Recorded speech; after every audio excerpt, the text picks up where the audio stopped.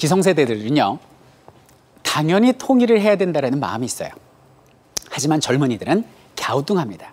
이걸 젊은이들을 나무라면 되는 게 이 나무에서 될 얘기가 아닙니다. 왜냐하면 이렇게 비교해 볼 수 있을 것 같아요.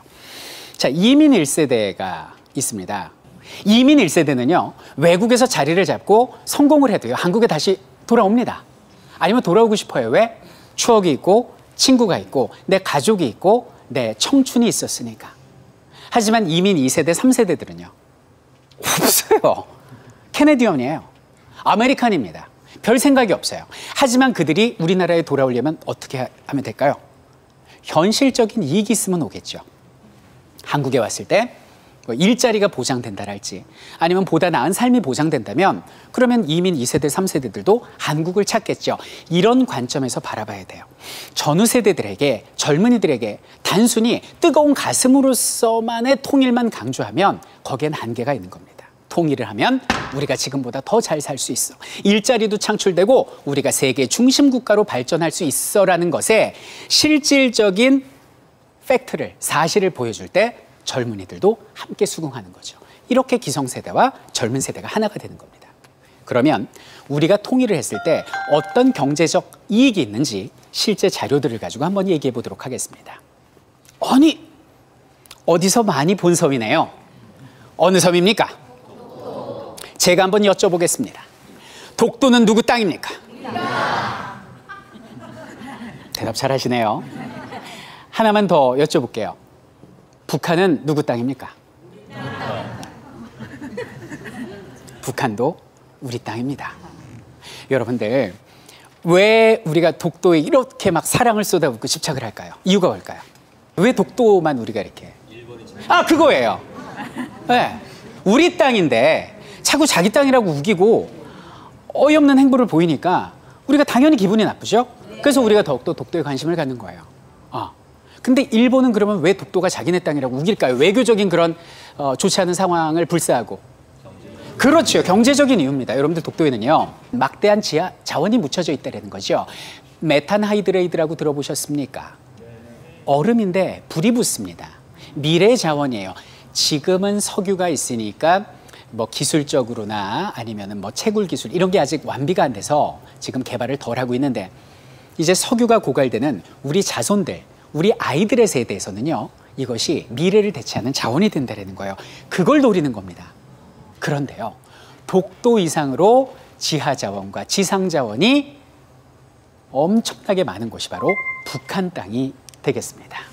자, 금매장량이요 15.8배고요. 은매장량은 4배. 북한의 주요 광물 자원 잠재 가치를 계산해 보면 남한보다 무려 23.9배가 되겠습니다. 그 돈으로 환산하면 한 7천조 원, 7천조 정도 된다고 그래요. 그리고 대표적인 뭐 금이랄지 뭐 철광석, 텅스텐 이런 거 말고도 지금 보시는 이제 히토류라는 자원이 북한에 많이 매장돼 있는데, 히토류가 뭐냐면 LCD, LED, 반도체, 스마트폰 카메라, CRT, 형광램프, 하이브리드 자동차, 풍력, 태양력 발전, 원자로, 제어제로 사용되는 굉장히 중요한 자원이 히토류가 돼요.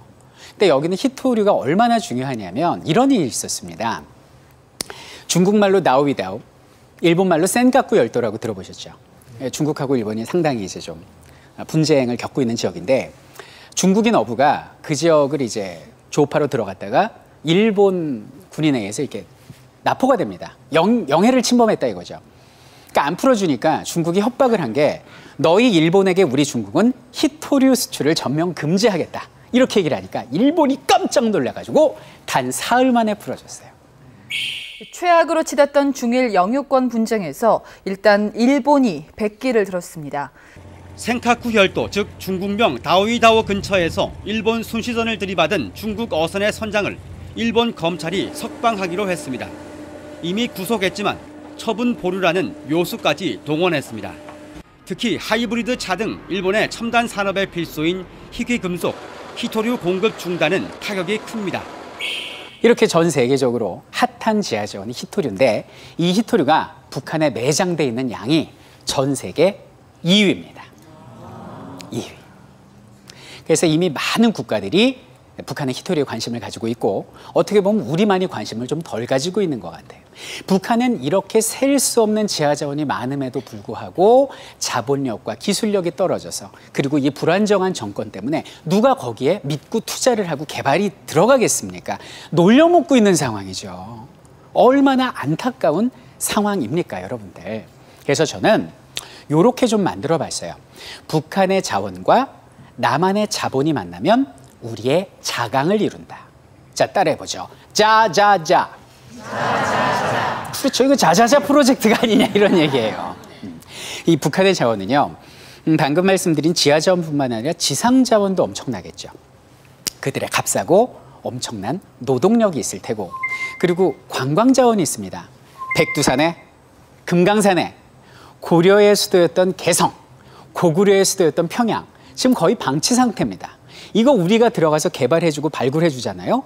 이거 로마 유적지가 따로 없는 거예요. 관광 수입 기대가 엄청나거든요. 이 자원을 그대로 둘 수 없다. 이 자원만 이용해도 우리는 엄청나게 큰 이익을 얻을 수 있다는 겁니다. 자, 두 번째는 인구가 되겠습니다.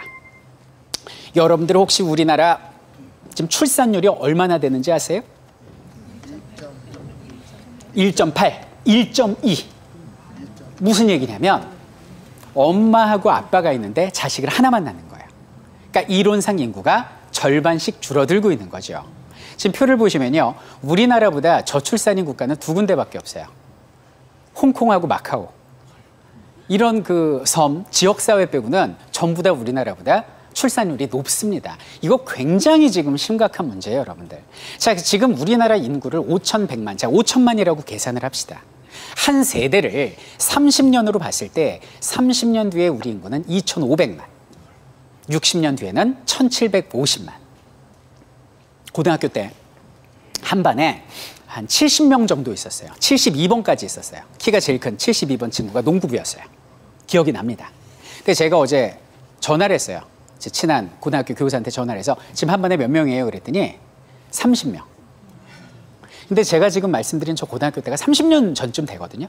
30년 만에 70명 교실이 30명으로 줄었어요. 그럼 60년 뒤엔 대한민국이 어떻게 되는 거예요? 그 고3 한반 교실이 몇 명이 되는 거예요? 15명이에요. 90년 뒤에는 7명. 120년 뒤에는 3명. 과외를 하는 거, 과외. 이거 심각한 거죠. 인구가 줄면 나라가 망합니다. 근데 지금 우리나라가 이렇게 줄고 있다는 거죠. 자, 그런데 통일이 되면 어떻게 되느냐? 남북한 통일 시 그 순간 인구는 8천만에 육박하고요. 자, 우리나라 면적은 22만 제곱킬로미터로 늘어나게 됩니다. 자, 이 정도 체급의 나라가 어디냐? 딱 지금 영국이에요. 그 잉글랜드, 아일랜드, 웨일스 다 합친 정도가 22만 제곱킬로미터하고 8천만하고 비슷한 수준입니다. 그러니까 우리나라는 하루아침에 플라이급에서 헤비급, 슈퍼 헤비급으로 덩치가 커지는 거죠. 그래서 영국, 프랑스, 이탈리아 수준의 나라가 되니까 G20이 아니라 G8 정도의 국가로 성장할 수 있는 겁니다. 자, 인구가 늘어나지 않습니까? 당장 우리가 기대해 볼 수 있는 게 뭐예요? 내수 경기의 활성화죠. 자, 지금 우리나라 인구가 주니까요. 이 사업하시는 분들이 뭐 할 수가 없어요. 적어도 인구가 1억은 돼야 뭐 좀 해볼 만한데 그러니까 우리나라 말고 자꾸 해외 시장에 눈을 돌리는 거 아닙니까? 해외 시장 눈 돌리면 뭐예요? 지금 전 세계 경기가 얼어붙었는데 이것도 바로 경제적 차원에서의 이익으로 볼 수 있는 것입니다. 자, 그리고 세 번째는 물류 중심 국가로의 성장이다라고 말할 수 있는데요. 한 초등학생한테 우리나라 그려보세요 그랬더니 그 휴전선 이남에 우리 대한민국을 딱 그린 거예요. 여러분들, 우리나라는 대륙입니까? 반도입니까? 반도요? 섬입니다. 막혔잖아요. 육로가 막혔습니다. 비행기도 돌아갑니다. 바다로도 돌아가야 되는 것이죠. 이게 문제죠. 만약에 통일이 되잖아요. 그러면 러시아의 송유관이 북한을 통해 우리나라로 들어오죠. 돌아가지 않아도 되니까. 그러면 원유랄지 천연가스 수입이 이 운송 비용이 줄다 보니까 자연히 기름값이 싸질 수밖에 없어요. 그럼 우리 삶으로 다가오죠. 기름값이 싸지니까 아버님들 휘발유값 싸지죠. 차 운영비 줄어들죠. 버스 택시비 낮아지죠. 물가가 안정이 되는 겁니다, 여러분들. 그리고 서쪽 유럽 끝에 있는 나라 영국 있죠. 해저 터널 유럽으로 있습니다.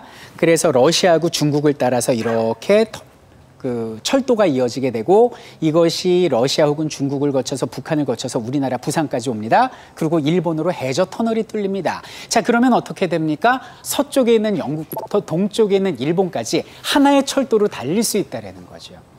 그럼 그 중간에 있는 물류중심 국가는 나라인데 그 이익을 고스란히 우리가 얻게 되는 거 아닙니까? 그런 시대가 오는 거죠. 통일이 되면. 이런 이익이 있습니다. 그런데도 불구하고 젊은이들이 통일 부담대라고 말하는 것은 바로 통일을 하는 과정에서 생겨나는 통일 비용을 걱정하는 거거든요. 자, 통일 비용이 무엇이냐? 우리가 통일을 했어요. 남한은 잘 살고 북한은 못 살아요. 그럼 비슷한 수준으로 끌어올려야 되죠. 여기에 드는 비용을 통일 비용이라고 하는데 이 통일 비용은 좀 계산하기가 어려울 정도로 막대하게 드는 겁니다. 그걸 두려워하는 거예요.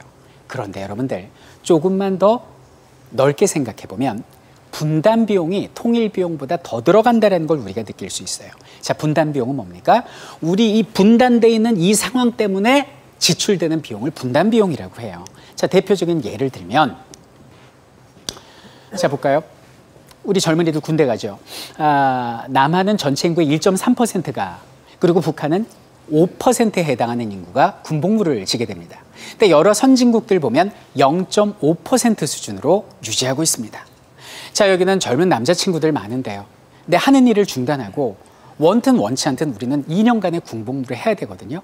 그 상황 자체가 국가적으로 볼 때, 개인적으로 볼 때 얼마나 손해입니까? 이건 돈으로 계산할 수가 없는 거죠. 지금 남한의 국방비가 33조고 북한이 1조 정도 됩니다. 34조거든요. 국방비가 획기적으로 줄지는 않겠지만 적어도 이제는 직업군인제, 의무병제가 아닌 모병제로의 전환이 가능하기 때문에 우리 젊은이들이 마음껏 꿈을 펼칠 수 있고 좀 더 질 좋은 병력을 양산할 수 있고 다른 쪽에 재능이 있으신 분들은 자기 분야에서 열심히 하면 되는 그런 세상이 다가올 수 있다는 것입니다. 자, 그 외에도 분담 비용은 이런 게 있습니다. 외교비, 이념 통일 교육 비용, 대북 관련 기관 유지비, 통일 정책 관련 정부 행정 비용 등 이 분담 비용이 막대해요. 근데 여러분들 잘 보세요. 이 통일 비용이라는 건 통일하고 나서 뭐 10년이 됐건 20년이 됐건 그 일정 기간만 드는 게 통일 비용이라면 여기 있는 분담 비용은 언제 될지 모르는 통일의 그 순간까지 영구히 지속되는 지출되는 비용입니다. 비교가 안 된다라는 얘기죠. 그래서 결국 통일 비용보다는 분담 비용이 더 드니 우리가 너무나 통일을 부담스러워할 필요 없다라고 말씀드리고 싶습니다. 제가 지금 가져온 그래프를 보시면 통일 비용이요. 국회 예산처에서 발표를 했는데 4,600조 정도 든대요. 어이구야라고 생각할 수 있지만 그렇지 않습니다. 통일을 통해서 우리가 얻는 비용은 무려 1경 4,400조입니다. 자, 그럼 4,600조, 4,400조, 4,000조끼리 퉁 치고요. 얼마가 남아요? 1경이 남네요. 괜찮은 장사입니다. 자, 그래서 그 미국의 투자회사 중에 골드만삭스라고 있어요. 골드만삭스에서는 우리가 2012년에 통일을 한다고 가정을 했을 때 50년 이내에 우리가 뭐 저기는 프랑스랄지 독일이나 영국보다 더 많은 돈을 벌 수 있다라고 이야기를 합니다. 아마 통일되면 외국의 투자가 엄청날 거예요. 일자리 창출도 엄청나고요. 장밋빛 미래입니다. 자, 통일한국은요, 2060년 1인당 GDP가 78,531달러, 세계 7위로 예측이 되고요. 북한의 경제 성장으로 남한의 저성장 기조도 탈피가 가능하고 경제 활력의 재고다라고 국회 예산정책처에서는 이야기하고 있습니다.